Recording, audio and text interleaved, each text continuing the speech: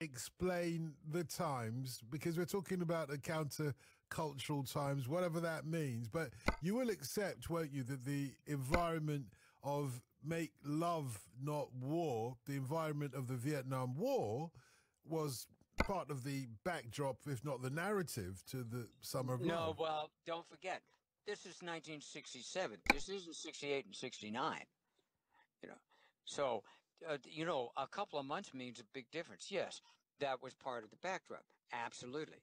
But uh, but if we're talking about right now, and you went back in 1967, that it wouldn't be as prominent as it shows up in people who write about it 50 years later. What about the Monterey Pop Festival? To what extent was that pivotal to this Summer of Love? Do you remember much about that? Well, you yeah, performed at it. I did, and I remember a lot about it. What was pivotal about that was an experiment. There had been the Monterey Jazz Festival, and there had been jazz and classical festivals where people would come out for years. There's Tanglewood on the East Coast. There was all kinds of stuff going on, but it had never been done in the sense of presenting in reality what Adler did and all those guys. They present world music. You had Ravi Shankar playing for an audience that would normally go there to hear maybe Janis Joplin or Jefferson Airplane, and you had Otis Redding that all of us loved. I had all of his records. I loved the band, backup band who did. I don't even want to call them backup band. Booker T and the MGs. I had their single Green Onions before I came out to California, and so I wanted to hear these guys, and you had an audience there that was quite a few in that audience, and the bands on stage were from England. You had a vehicle by which to present really a world variety of music that for once the pop music wasn't just a bunch of mindless ditties talking about June and moon and croon, and you had lyrics start to appear in the music of the bands that were commenting on the times. So in essence, and Jorma Kalkin and I like to talk about all this all the time, we think of ourselves as folk musicians because that's what we did. You have a folk musician and a writer will write about what's going on around them. That's the folk music. Now you come along 20 years later, Bob Dylan started writing about the present day that he was part of, as well as starting out with compositions and songs that were done about another time in another era, like Woody Guthrie.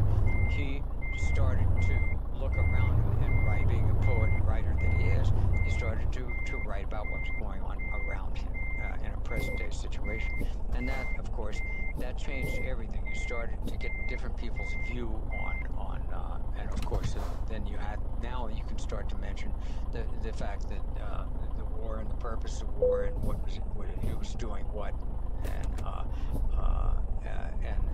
making comments on society in general and your place in that society. Is it frustrating to some extent that all of this is always...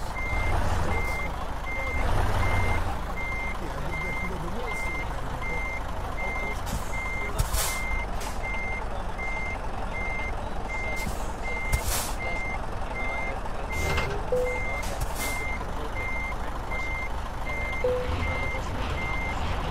it goes in waves, and I truly think it always will. You're going to have, I think when you have too much of one thing in one direction, you have somebody that pushes back in another direction.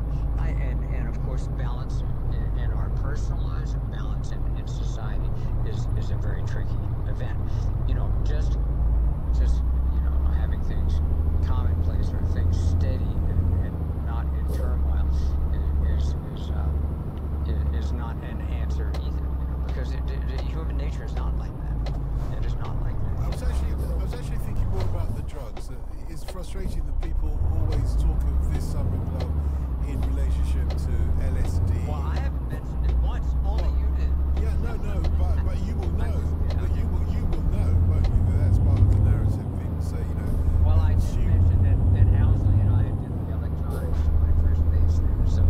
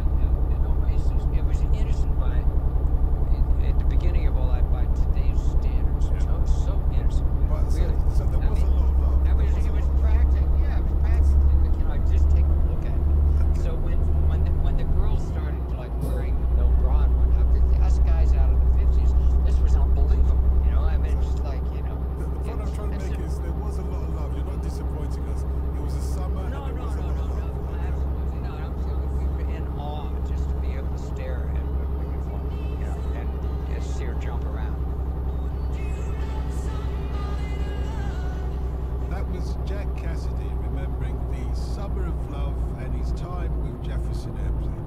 And that's it from us for this year. We're back with you, of course, on the first day of the new year. Happy New Year from us all.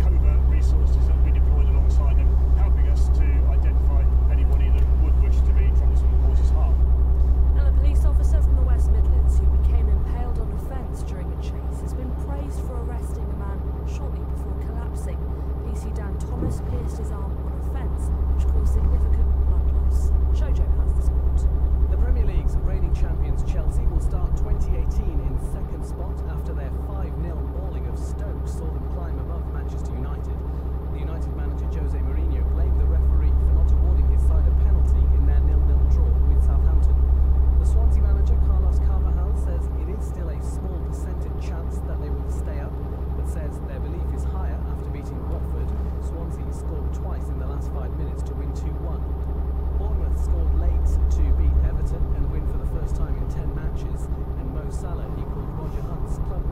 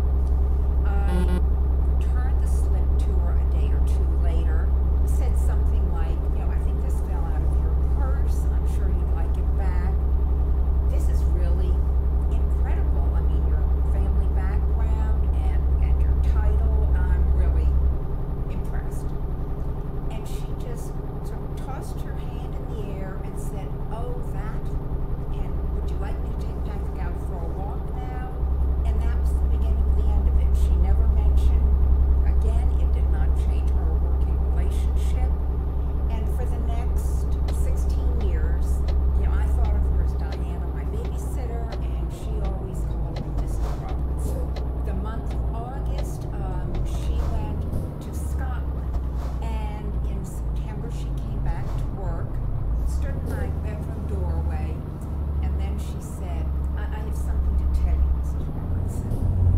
When you go to work today, you will notice that there are reporters and photographers at the entrance to the Muse. And I said, good grief, who are they there for? And she said, they are there for me, actually. I spent last weekend up at Balmoral with Prince Charles.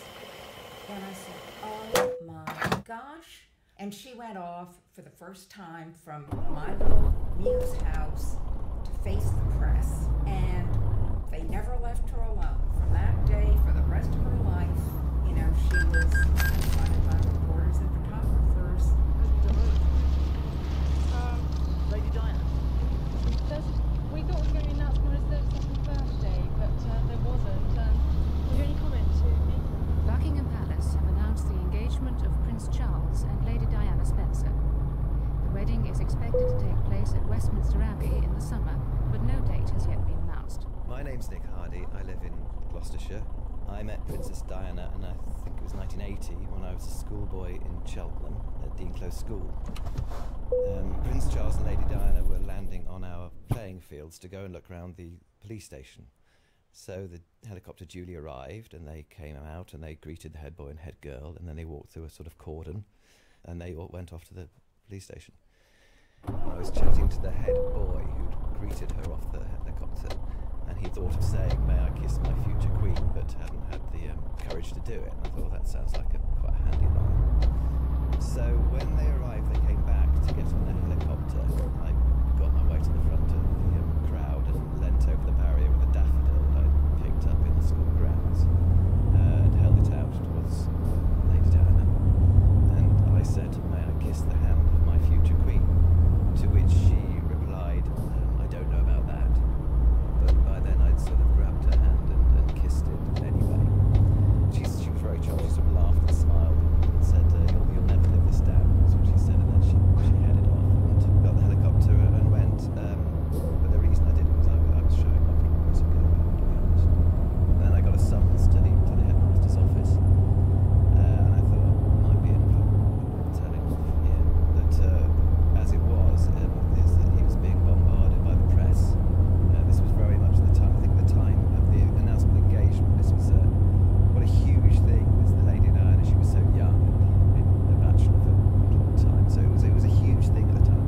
So I spent the rest of the day giving press interviews, and then the next day, I was on the front page of the newspapers, and my name being Hardy, of course, Kiss Me Hardy, was what they were saying. And Nick of the Sixth passes his A-level in chivalry, I think was one of the things. And then it went on, it was in national press, it was in Time magazine, and I ended up getting sort of fan mail from either from schoolgirls saying "Kiss Me Hardy" or from retired majors saying, "Well done, Sonny, I thought the Queen was dead." So here is the picture of me kissing Lady Diana's hand. You can see I'm leaning forward, she's holding her arm out straight, kissing her hand, she's got a bracelet on. In her other hand she's got her handbag, which is a daffodil that I've just used to lure her over. And we're surrounded by laughing school children. And just behind me is the girl that I did it to impress. I'm Charles Stonehill, and I met Diana Spencer, as she then was, in 1980 at her flat in Fulham Court. I was friends with Anne Bolton, as she was then known. I was 22 years old, and like many young boys and girls in London, we were going out to parties, going out to theatre, going out to see films, and got to know her and her other flatmates, Carolyn and Virginia. I thought two things about her. One, that she had some leadership qualities. She seemed to be the person in charge of her girlfriend group that was living in the flat. And secondly, she had a very pronounced sense of humour. She would see jokes and humour in many situations. I never found Diana shy when she was with people her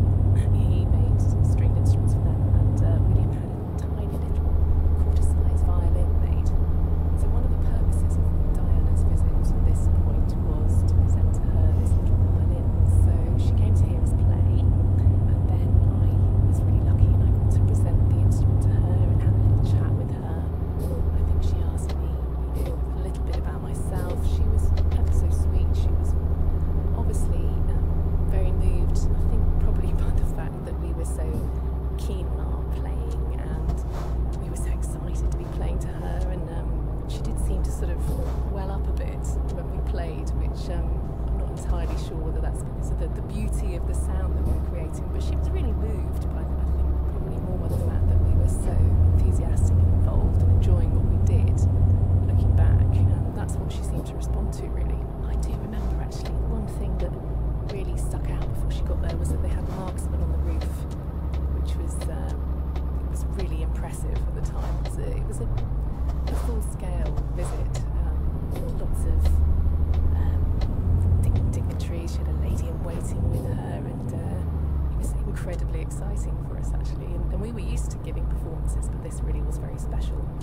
I got to meet her again in a similar way because she was also involved with the Royal College of Music, and I got to play for that and meet her again. I wish I'd said to her, "I'm the little girl who gave you the violin for William," but I didn't feel that I could sort of say, "Remember me." The Day I Met Diana on BBC Radio 5 Live. Within the last 2 hours via the satellite station on Ascension Island, we've had new pictures of the fighting for the Falklands. They're of the attack a fortnight ago on the 2 landing ships, Sir Galahad and Sir Tristram, in Bluff Cove on June the 8th. Hi, I'm Simon Weston, and I live in Cardiff, and I met Princess Diana many times. The very first time I met Diana, I was still a serving soldier in the Welsh Guards, and I was nothing remarkable, and she would have not remembered meeting me. The times I met her subsequently were after I'd been injured. She always seemed to make a beeline for me whenever she saw me. I suppose it was easy because she recognised me and I wasn't easily hidden in a crowd. Once was at a garden party and Prince Charles was coming down one reception line and Princess Diana was going down the other. And he said, "Simon, my wife would love to come over and meet you again. I'll just go and fetch her." So he broke off protocol, went and she ended up speaking to me then for about 4 or 5 minutes, which, if you've ever been to these garden parties and you've been in a reception line, you'll realise it's quite a long time. And one of the other times that I remember meeting her, I was up in a place called Brigg up in the northeast, and there was a push bike company up there, and they'd built me a push bike that worked on compressed air on the brakes. Anyway, Diana came to the factory and she was chatting to me, and the case that the canister was in, it had a specific shape, and I said, "It looks like a bottle that you use to go for a wee in when you've been in bed for a long time." And she just turned around to me without missing a heartbeat. She said, "It does, doesn't it? But it's the wrong shape for me," she said to me. And I just thought, what a sense of humour. To meet a member of the royal family like Diana was very, very special to me. And I enjoyed those moments, even though they were few and far between in reality. I probably couldn't put an hour together of being in her company, but it's a lot more than most, and never enough. But tragically her sons would have swapped anything at the end for another hour with their mum. Hi, it's Anita Dobson here, and I was very lucky to meet Princess Diana.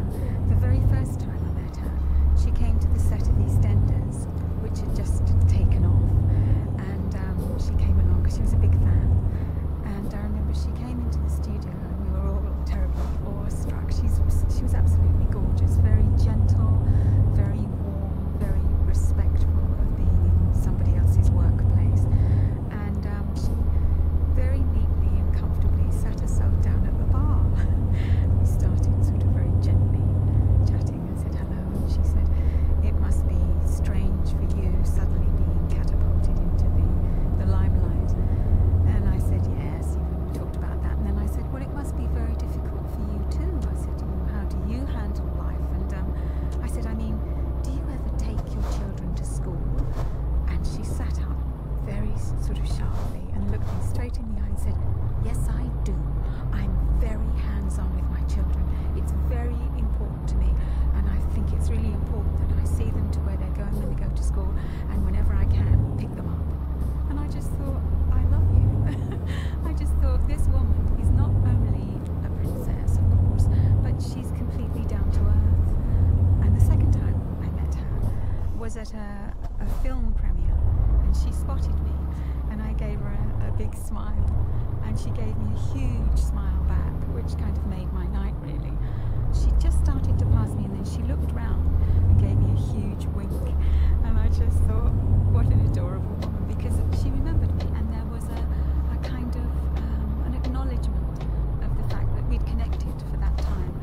The third time I was lucky enough to meet her, I went to a luncheon, which was a kind of celebration of children who'd done amazing things. I took my mother along, who'd been pestering me for ages to come along to one of these do's, and we went into the VIP room, and Princess Diana was there.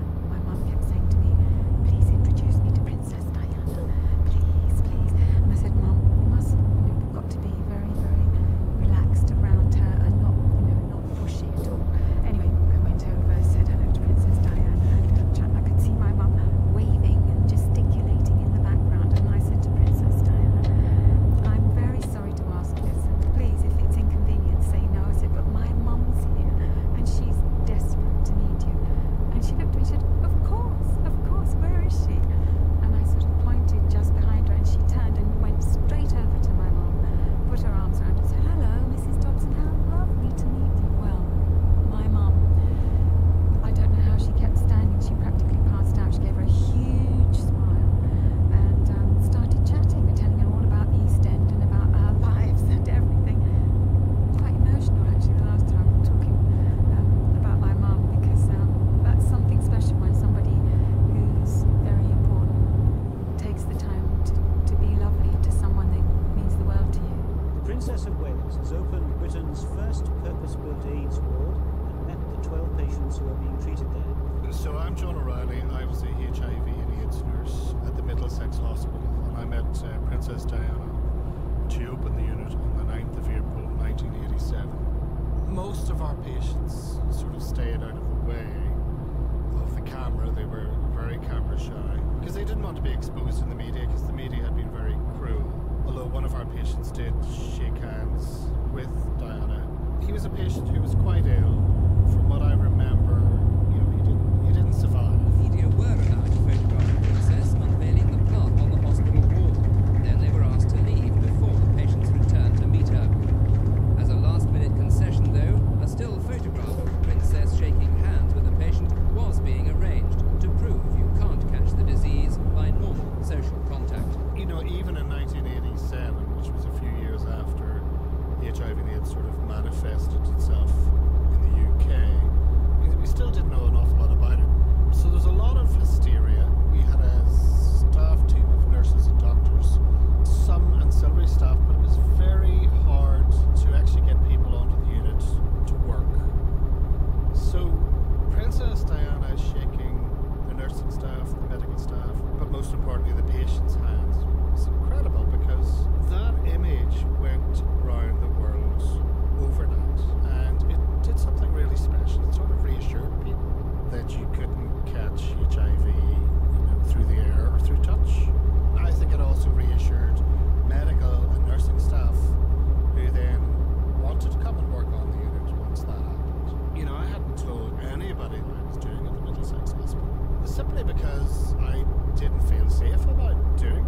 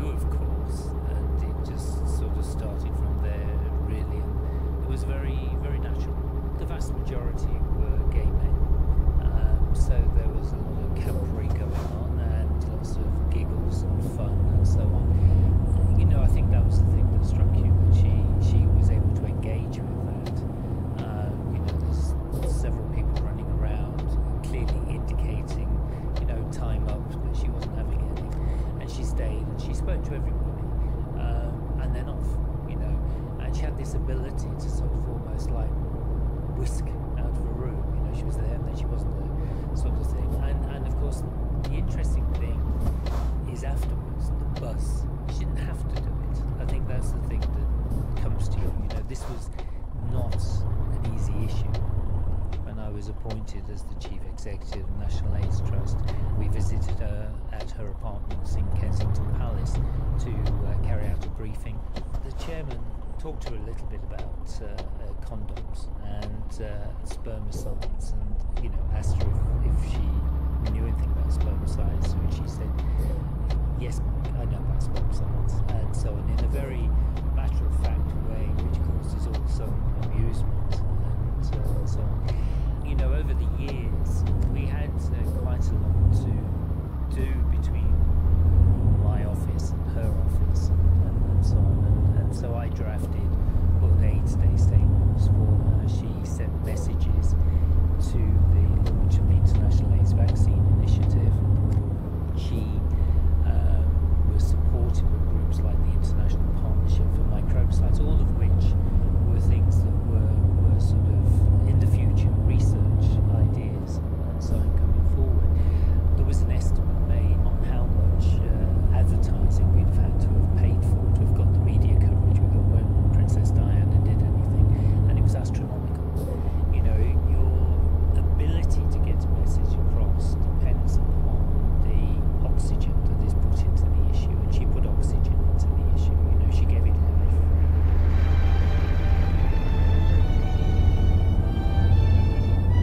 I'm Russell Grant, and most people know me as an astrologer. And in 1984, I was asked to take part in the Royal Variety Show. And that evening changed my life in many ways. It's when I met Princess of Wales, Diana. The excitement, really, for so many people was to see Diana coming towards them, smiling, huge, wonderful smile. And you could feel the magnetism and the charisma from way, way off. And it was interesting for me because a couple of the older members of my family always thought there was nothing special about Diana, and it always amazed me that older members of my family couldn't see what we could see. And when she came towards me, she stopped and looked at me and grabbed my hand and said, "Oh, Russell, I'm so glad to meet you. When I was having Harry, I'd watch you every day on breakfast television. You gave me such joy and upliftment. And I was so aghast. I was lost for words. My mouth went very dry. This might sound like a cliche or cheesy. You felt, when she touched my hand, it was like being touched by magic. You were in the presence of someone very magical. And in so many ways after that, changed my view of so many people, simply because she made you see the joy in whatever you were doing, even if it was mundane. And if I gave her joy and upliftment, which was the most incredible thing for her to say, she did exactly the same for me. And all of the talk for the rest of the evening and the next day was the day we met Diana, Princess of Wales. The Day I Met Diana on 5 Live. More live Premier League football than anyone else. This is BBC 5 Live. With the headlines on 5 Live, I'm Davinia Ramos. Reports suggest at least 2 demonstrators have been shot dead in Iran following a series of anti-government protests. The demonstrations, which began 3 days ago, have turned violent. The Department of Work and Pensions says it plans to use artificial intelligence to detect criminal gangs claiming benefits under false identities. It's developed computer algorithms to identify large-scale benefit fraud. The Prime Minister says people in the UK will feel renewed confidence and pride in 2018.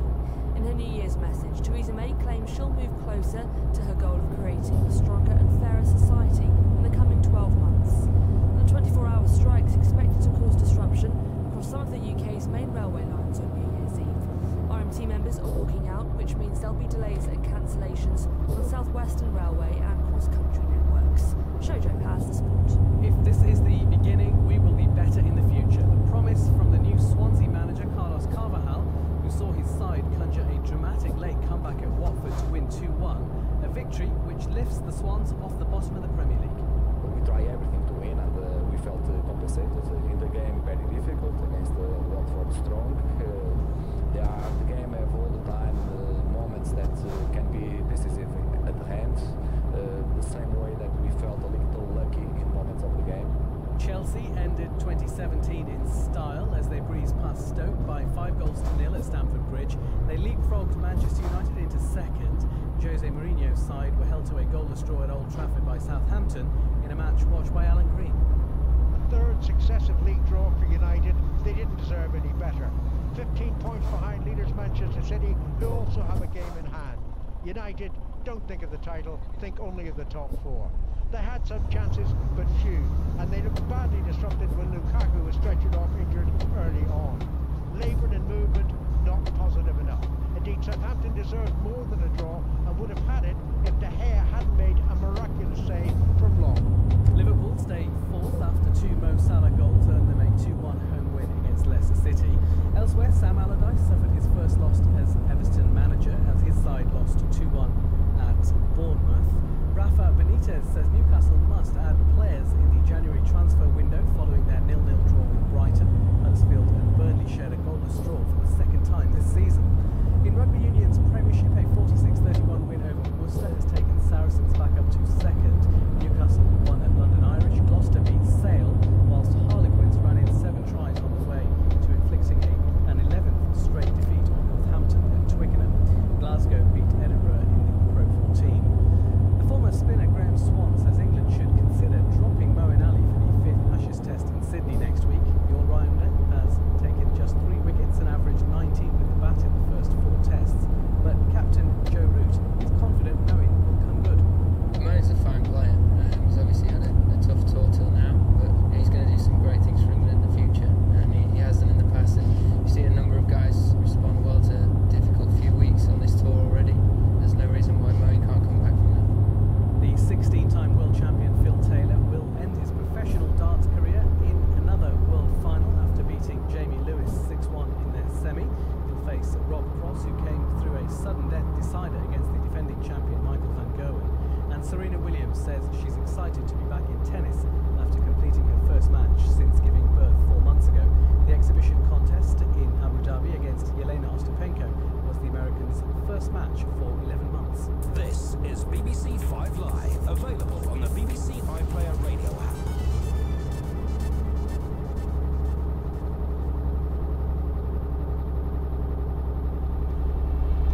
This is The Day I Met Diana on 5 Live. My name's Pauline Anderson, and I met Princess Diana in 1992 when I was working as a counsellor in Birmingham. Hi, I'm Daniel Anderson. I'm an actor and filmmaker, and I met Princess Diana in 1992.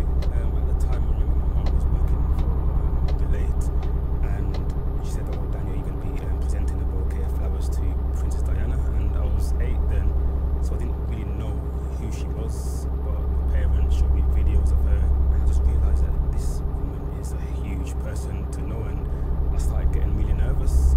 All the activities started very early on in the morning, so it was a whole day of security, media.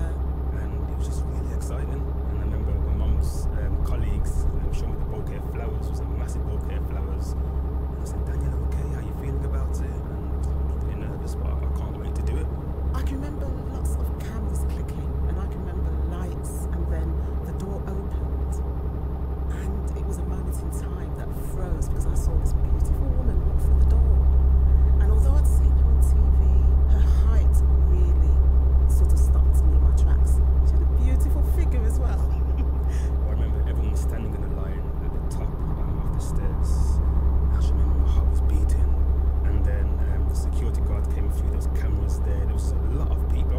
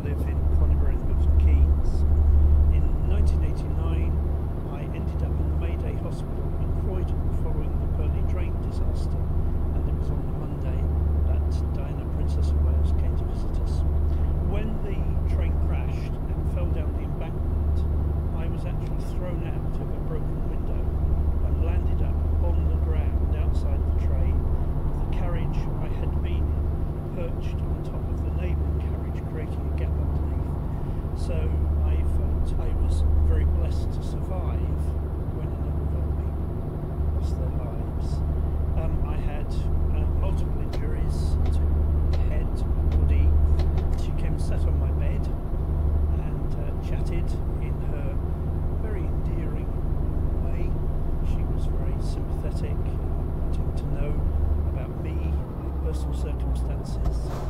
When these national tragedies happen and the royal family swing into gear, often this is an extra appointment. So actually, looking at her, I thought she was quite tired, and so she was going the extra mile because of our situation. I'm profoundly grateful that Diana would come and visit those of us that had survived. It was the worst time of our lives, and she was there with us, and I shall forever remain deeply grateful. Kenny Everett television show starring Kenny Everett. Hello, my name is Cleo Ramos, and I first met Princess Diana